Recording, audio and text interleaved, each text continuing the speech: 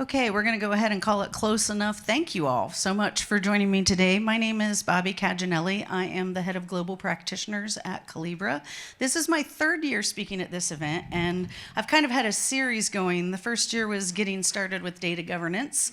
Last year was getting started with data stewardship. And this year we're going to lean into getting started with a data quality. We really want to talk about setting a quality foundation so that you can have unified governance and AI governance, which makes data quality so much more important as you're enabling AI. So a little bit about me. A lot of the students that I've spoken to today are working on their MS in business analytics, and that is what my master's is also in.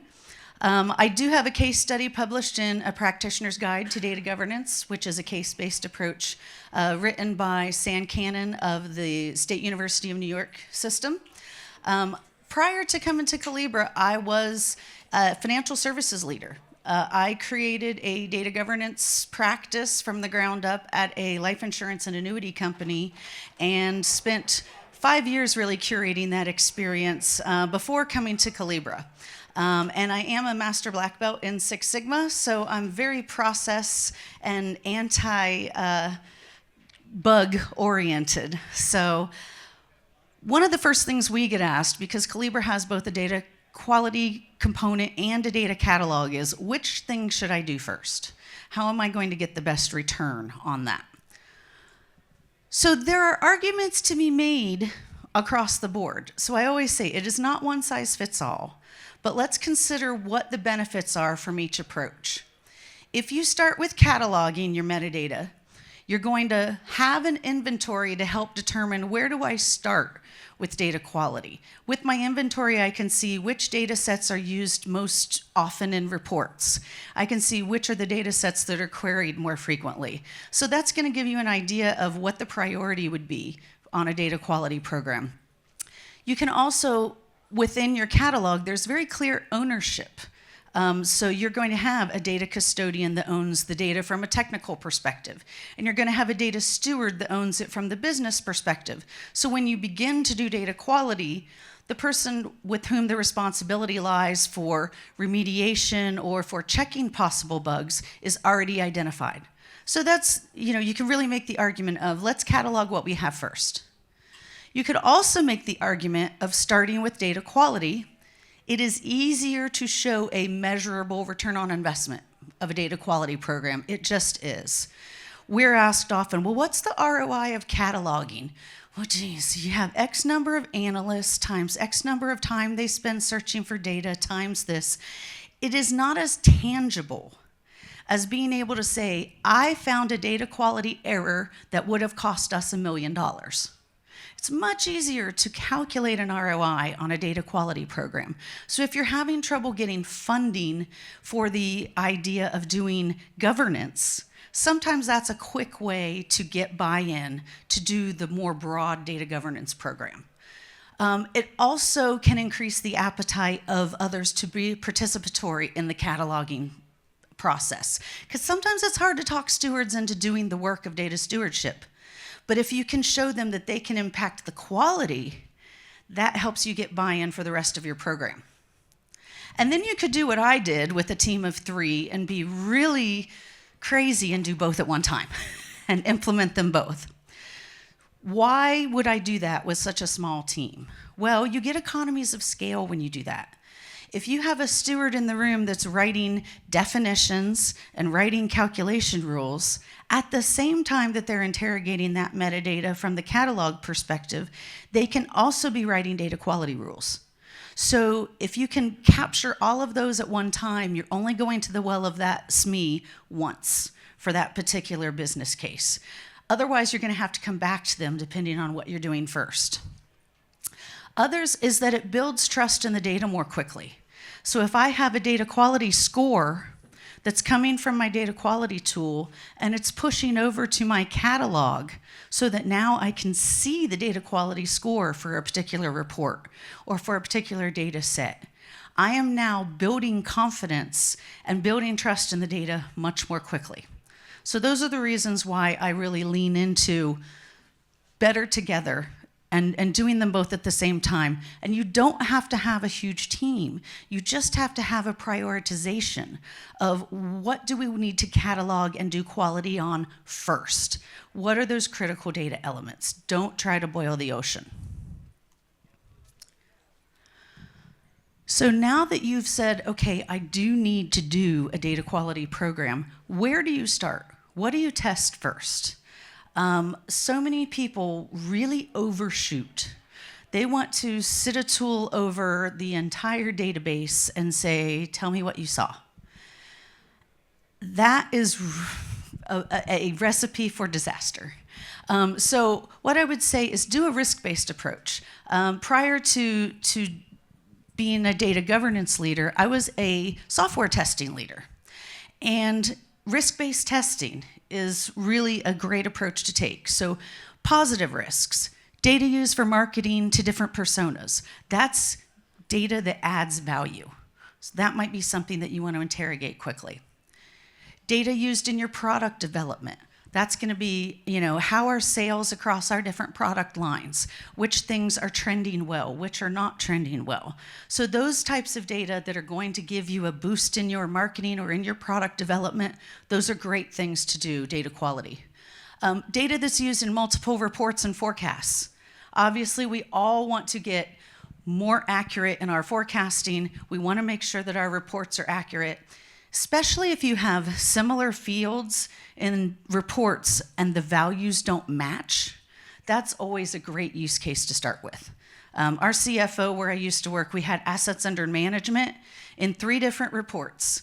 Same time frame, values never matched. And for a CFO, that really drove him nuts. He was trying to tick and tie everything, and it never did. That was one of the first use cases we did for data quality, to say, why don't these values match? Is it just our calculation rules, or is there actually an error in these reports? So that was a great first use case, added a lot of value, and put his mind at ease. Negative risks. Negative risks are things that could have a negative impact on your company. And the number one, this didn't used to be number one, and in the last year, this is the number one negative risk, data used in AI models. If you think about the data that an individual person reviews to make a decision, they're making, maybe 30 decisions a day? That's probably high. How many decisions does an AI model make in a minute when it has a large learning model? When you've got your LLMs there, if the data that it is using to make those decisions is not of good quality, that's when you end up on the front page of the Wall Street Journal. When generative AI first came out, everything that was spoke about and put in newspaper articles was all the great things people were doing with it. Now, you generally hear about it when it has gone horribly wrong. So that is going to be the number one risk, reputationally, financially, is going to be data that you are using in your AI models. If it is not of good quality, you are going to have poor decisions, and you're going to have thousands of poor decisions. Data that's used in your regulatory reporting.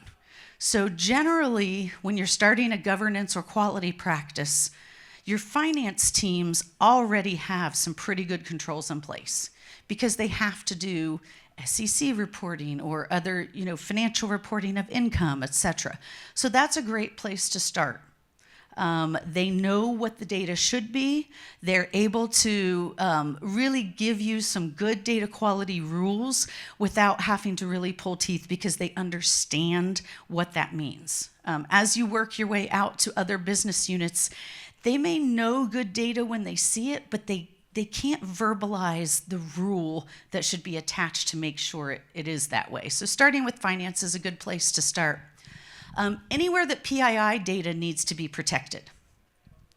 Quick story, when I implemented Collibra data quality, I didn't know where to start. I was very new in the data space. And so I said, well, let's just sit over our customer tables and let's profile the data and just see what it finds. I had written 0 rules, And I set our data quality component over our customer tables and fed it 5 or 6 days worth of data, because it has to kind of learn, what are your highs and lows, what's your median, what does your data normally look like? And after the interrogation, it said, well, you have 3 shape errors. What's a shape error? I had no idea. And I go and I start looking at what it found. And shape error means the format doesn't match what we normally see. Great. I go to the last name field. There are 3 social security numbers. Now, this was just a data entry error. If you think about it, a lot of us have transactional systems that are old, and they do not have all the controls in the fields that they should. So it's very easy for a person they didn't hit tab hard enough. So that field now had last name and social security number. Common error for people with old transactional systems. But if we had not found it that day, those 3 people's policy documents would have been mailed to them with first name, last name, social security number on the envelope. So when I talked about really easy to have the ROI calculated, that day I was like, this just saved us 3 lawsuits very easily. And I didn't write a single rule. So anything that has PII data is a really great place to start. And then calculated fields with financial risk. Anything where there's a calculation that if it gets off can result in loss of funds. Another true story. We had a change in our commission structure for our salespeople. And in insurance, if you don't know, sometimes you have captive agents that they can only sell your product. And sometimes you have free agents that can sell anybody's product. And so they're going to look for the one that gives them the best return, and they're obviously going to try to sell that one. When we made the error, we overpaid these agents. We caught it 8 months later, and we had overpaid by over $2 million. Now, at that point, you have a choice. Do I claw the money back? Legally, we could take the money back from those sellers. But do you think if we did that, they would ever sell our products again? No. So that was a cost of doing business that we had to do as a write-off. Had we had rules on those calculated fields, we could have noticed right away, or at least in a shorter time than 8 months, that our standard deviation was changing way too quickly, and that the percentages being paid didn't make sense compared to what we had done previously.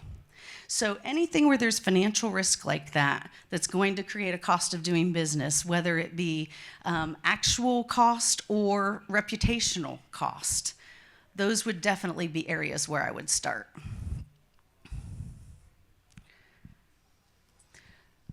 Now, some other pieces that you really need to have in place to make sure that your data quality program can be successful is to have the right roles and responsibilities.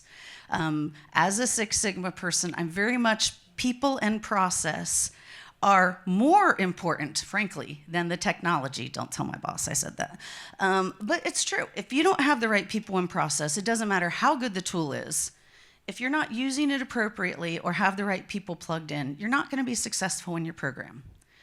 So the business owner perspective, you need subject matter experts for the business purpose and the context of the data. I had a data analyst on my team that could look at a spreadsheet of values and go, that's wrong. She didn't have to calculate anything. She knew the business context well enough that she could identify values that were incorrect very quickly without us even having to tell her what she was looking at. They understand the calculated fields from the business perspective, quickly determining those errors, and they have a knowledge of which systems of record are error prone. When you figure you work with that data every day, you know which systems break frequently. We used to hear all the time, oh, there must have been an upgrade to LifeCAD last night because all our values are messed up. You know, it's a way to know those business people have the acumen to really help you with that data quality side of things. The technical owners, the creators of your AI models, They need to be able to tell you where the data is coming from, how they got it. If it's internal, what systems are they pulling it from? If they're externally buying data, like third-party data to help with their models, they need to be able to tell you where it came from, where it's being stored, whether we're just going out with an API to glance at it or if we're actually ingesting it somewhere, and what can we do around the quality of it. You need to have a SME for the data engineering and the movement, somebody that knows it comes from this source system. And with all of the hybrid cloud, and half the people use Snowflake and half use Databricks, but they're all in the same company. And now you've got SAP, which is awesome and one of our great partners. And now they have SAP for Databricks. So people who understand how the data is moving through the system is really important, because they can follow that flow. They know where to interrogate the data, where it's error prone. They can read the underlying code for that data movement, and they understand the ETL processes and timings. One of the things that we used to have trouble with was that we had people who wanted to do a pull of data from the warehouse. And we said, you really can't do that, because then they would tell us that the data was wrong. Well, the nightly cycle ran long. So if you did your pull at 7 a.m. and our cycle ran long, of course the data is going to be wrong. It wasn't done processing yet. So understanding how the ETL processes work, what are the timings of them, when can we actually do those comparisons? Someone who has that knowledge is key for your data quality initiatives. And then people that understand the calculated fields from a technical perspective. There are people that understand it from a business perspective, that this is how we calculate net profit. But then you need the technical person who knows where net profit lives in all of those areas. How do we combine it, and how do we have it exposed then in your consumption layer? So you need people that have both those types of understandings to really get value out of your program. Now, writing data quality rules, that can be extremely time-consuming, and it's really hard for people to think of exactly how should I write this rule. So to me, having observability in your data quality platform is key.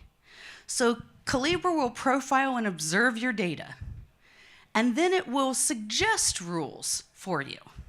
So let's say that, normally a value is always between 100 and 1,000. And all of a sudden today, it has a value of 100,000. Collibra's gonna, hello, this doesn't look right. We have profiled in the past, and this doesn't align with what your normal min and max are. I didn't have to write a rule for that. The system told me this is abnormal behavior for this data. So many of our customers have said they have been able to get rid of up to 80% of their rule writing just by using our adaptive rules and applying them to the data. So take what people have suggested. Now, maybe the system is too narrow in its rule. Very easy for you to just broaden it, but it's much easier to edit something that exists than to write from scratch. We also have AI-generated rule writing. So if you are a business user like myself, and you've tried to write SQL and it just looks ugly, which mine does, our new AI-generated rule writer, you can write what you want in common English, and it will turn it into SQL on your behalf. And we've done this with, last I heard, 15 different languages. So you don't just have to write it in English. You can write it in anything, and it will turn it into SQL for you. But you can say the value of product X cannot be greater than 12. Boom. That turns into a SQL rule. You can write complex rules that says if the product code equals this and the location of the store is this, then this. So you can do multi-pronged rules. You can do different joins, what would have to be a join, but as a business user, I don't understand joins. You don't have to. You can say, take these 3 variables, and here's the rule that needs to come out of that, and we will turn that into a rule on your behalf. The other thing you can do is schedule your runs and your notifications. So you can set your data quality jobs to run when it makes sense for your business. Obviously, storage cost is no longer the big issue with companies, it's compute cost.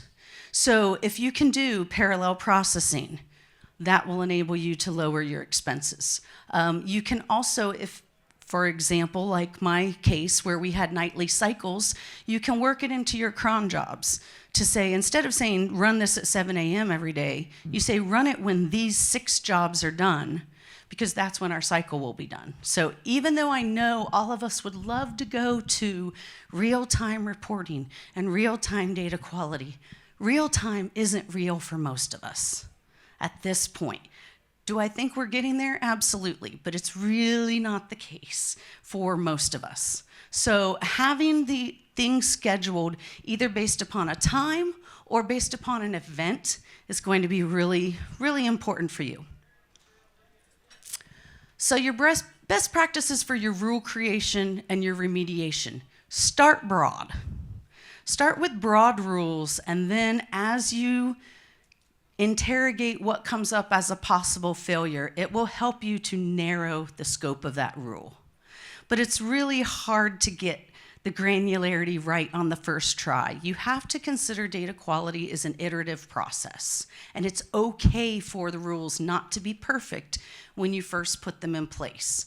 But over time and over review, you're going to learn what is the proper way to do this. This next one, I cannot stress this enough. Do not start a data quality program if you don't have enough staff to research and remediate the findings. Because all you're going to get is very frustrated end users.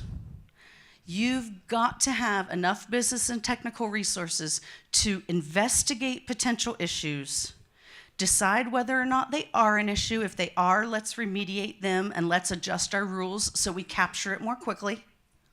If it's not an issue, we can teach the system, because of its machine learning, to say, this is not a problem, ignore this going forward. But if you have rows and rows of possible errors and you haven't touched them in weeks, no one is going to trust your data quality program. So you have to make sure you have the buy-in of the people to investigate and remediate right away. And last, keep track of trends.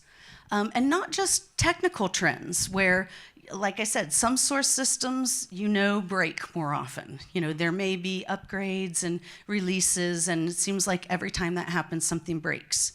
But also keep track of, like my example with Social Security numbers, who has data entry errors? Is it one specific person? Is it one specific department? Are there training issues?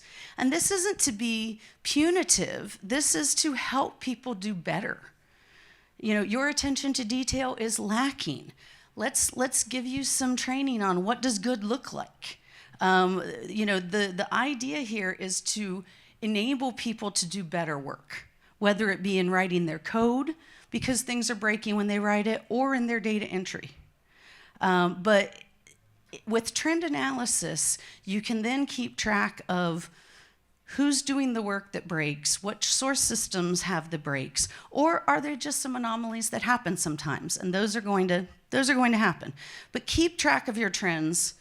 Make sure that you have an analysis of those so that as you see them continue to come up, you know how to fix them.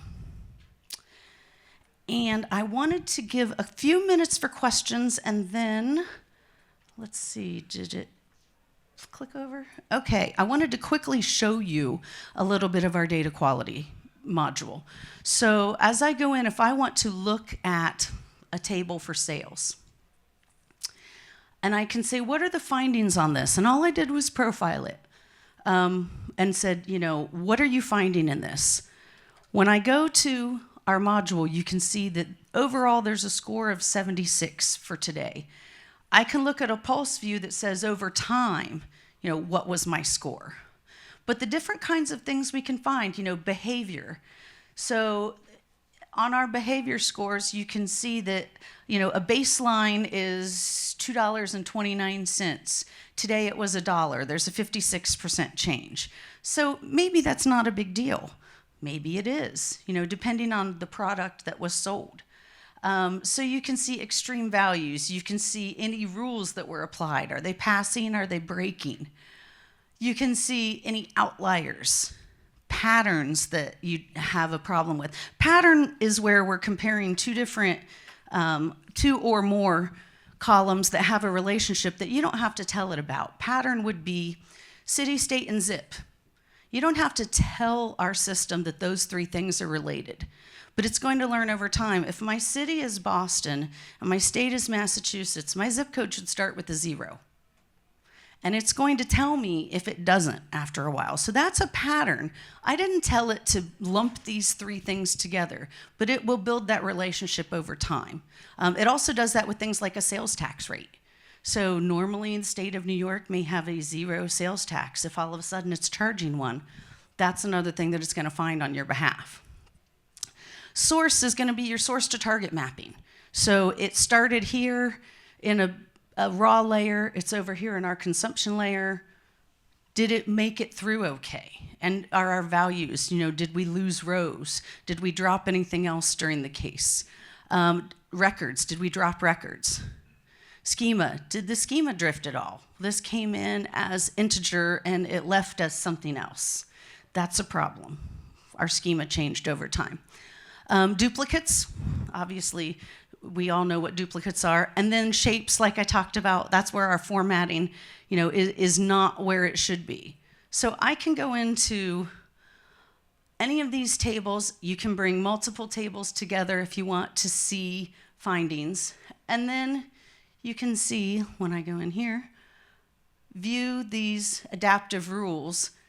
These are the adaptive rules that the system is recommending we put in place, just after profiling the data. So we've got, a unique range that's breaking.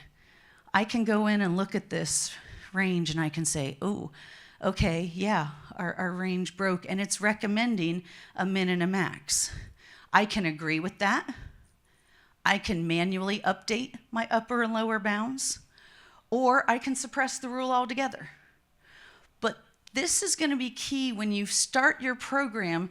You're going to get a lot of adaptive rules thrown at you to say, this is what we think it should be. And you can decide, yes, absolutely, this is a rule I want, or nope, suppress it. Very easy to handle, but those are the kinds of adaptive rules. These are all the rules that it is recommending we put in place against this table. So, and this is without us writing anything.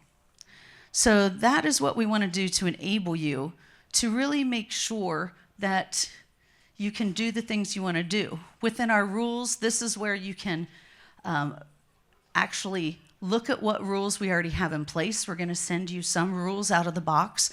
Simple ones that everybody has, null checks and sums when things come through. So those are going to be some out of the box ones, but then you can create your own rules, like we said also. So if you do have something that's more complex that you want to write, I can add a rule and I can use Collibra AI there, and I can write in plain language, and it's going to turn it into a rule on my behalf. And I'm not going to do that because you do not want to see me trying to write SQL, right?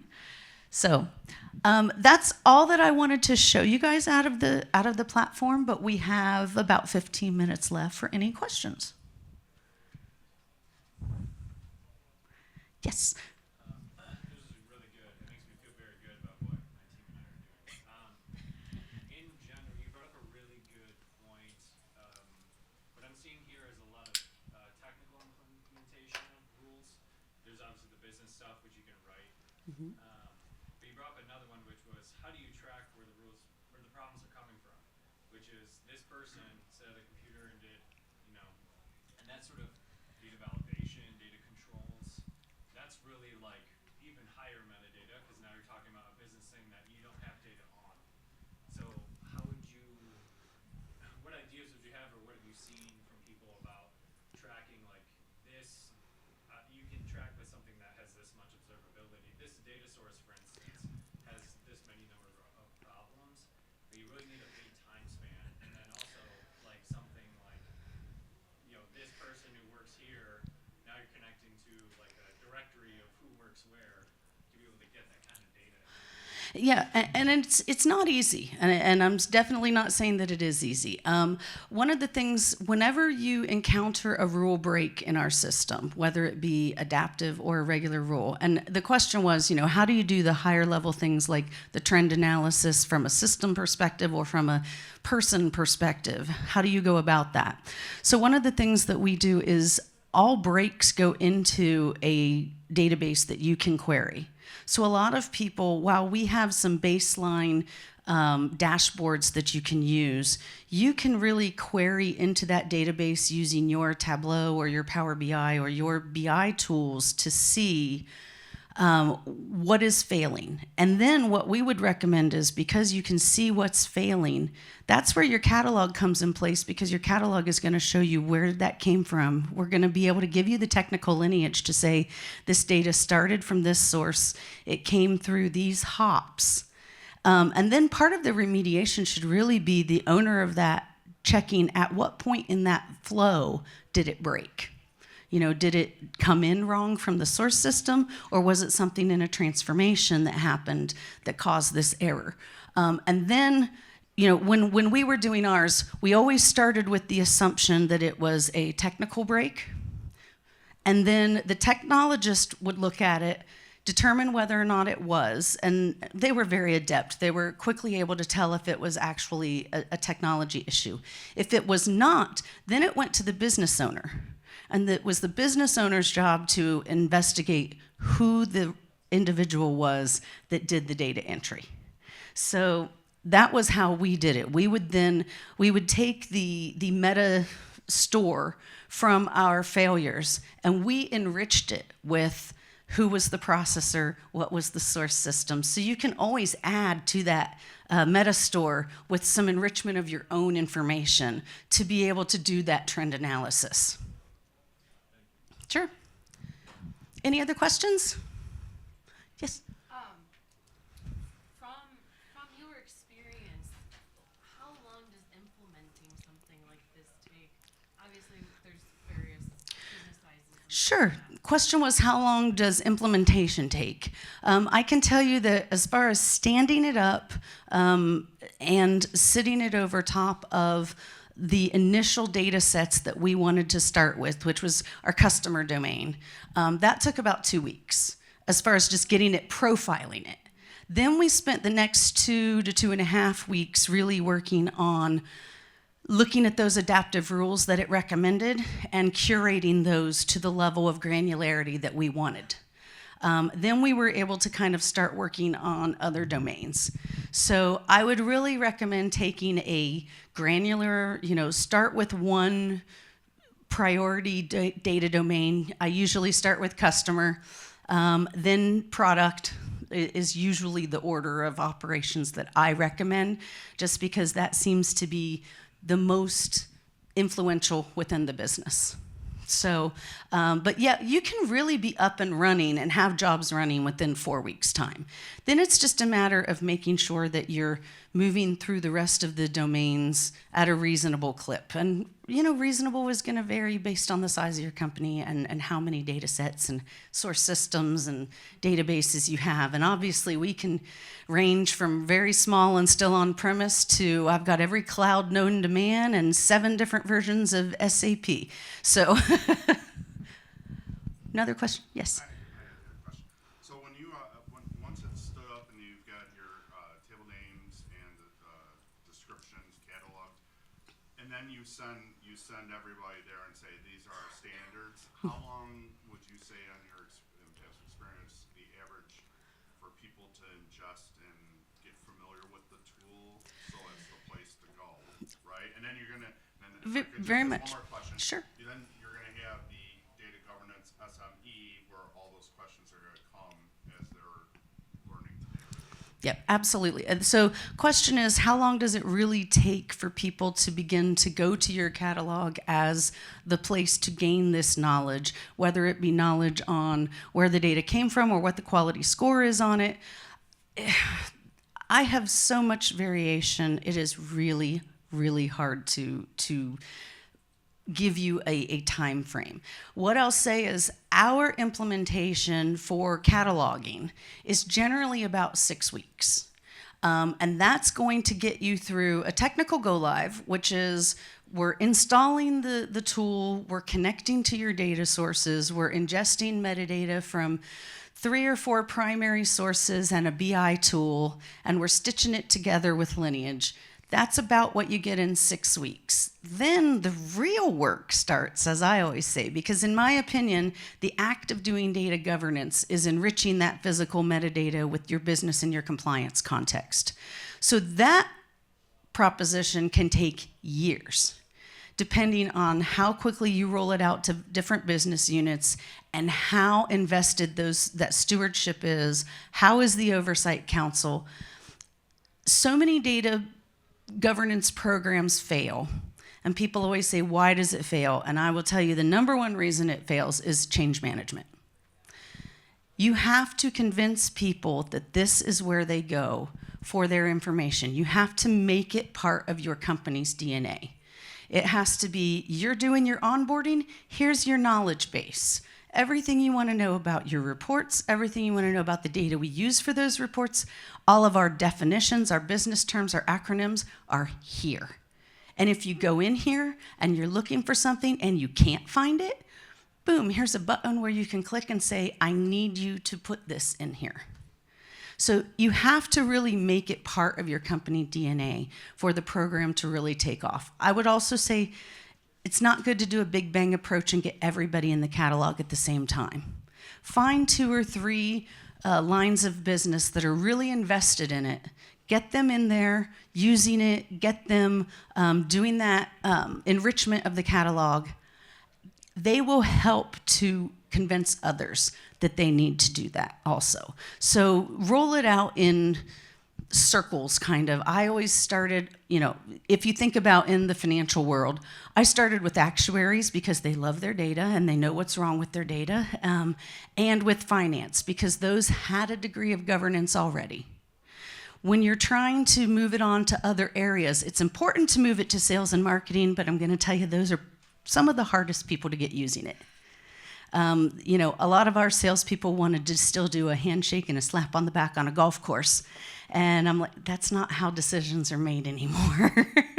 But, so yeah, I would say the time to adoption really depends on how much of a change agent your governance leads are, and they really need to be. They can know everything that is needed to be known about how to do governance, but if they can't convince other people to buy in, it's going to be a failure. Yes? So I saw here, on a table-by-table basis, we can go back to just your data quality Yep. that we were taking a look at, right? Starting with your customer and your product, and notice your customer product sales. Is Yep. this a view, and how do relationships between your tables, play into your data governance and the data catalog to be able to make that data accessible and understood and trusted by your business partners? Sure. So the idea here is that we're going to get scores on these tables or on data sets, because sometimes you maybe want to score on a data set that is, and if anybody has differing variations of what a data set is, my definition of a data set is columns that could be from any number of tables brought together for a specific business purpose. That is my definition of a data set. So you may have a data set that contains 60 different tables or 60 different columns from 50 different tables or whatever the case may be. And you're running this on them and you're getting a score. When you come into the catalog, because we have bi-directional integration with the catalog and the data quality component, I can click on quality here and I can see, of course I'm in the wrong demo region, sorry. Let me get in here real quick. I can go into a table and I can see what is the quality score on this table. So I could go in and I can say, what rules are we running? So a business user doesn't have to go into the data quality module to see this, because sometimes the data quality module can be a little intimidating to a business user. So you can see right here, what is the score for all of the different rules that we have? What are the rules being run? And then you can see kind of a roll-up of them. The overall number, the uniqueness, the accuracy, the validity, so all of your different dimensions of quality. You can see the completeness is low. So, you know, I want to go through and I want to say, why is my overall completeness score on this table low? And you can see that size is mandatory as scoring a 32. So obviously size is empty on a lot of the rows, and it shouldn't be. So we could add, you know, obviously, if I'm coming in here and I'm going to be doing a report on weight, not on size, I could look at this and say, well, you know, those areas are okay. It's just size that isn't okay. I don't need size for my particular report. I feel comfortable using this. Or I can say, ooh, I need size to be accurate. It can't be blank. So I'm going to recommend a remediation. So I can recommend DQ remediation from here. I can say, hey, did you see that size looks funky? You know, and if somebody hasn't seen it yet, that's going to tell the owner, hey, you need to look at this. You can also recommend a rule if you see that something looks weird, or recommend a change to a rule if you feel like maybe our rule isn't strict enough.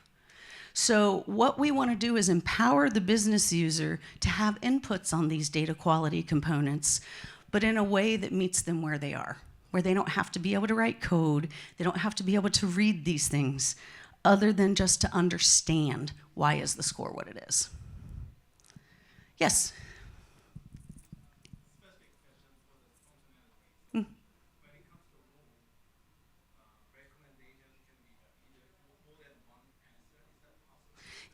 Yes, yes. The specificity of a rule, there can be more than one result allowed. Yes. Go ahead.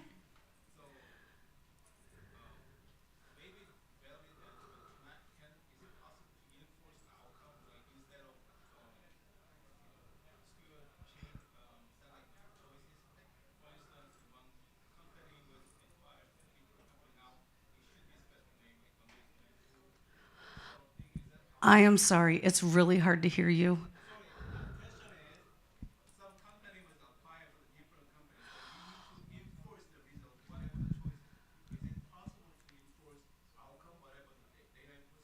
Yes, yes, you can absolutely do that. Once you've saved a rule, you can apply it anywhere it needs to be applied. So a lot of people may have the same types of data coming in, but from different systems because of mergers and acquisitions, and it's all being brought together.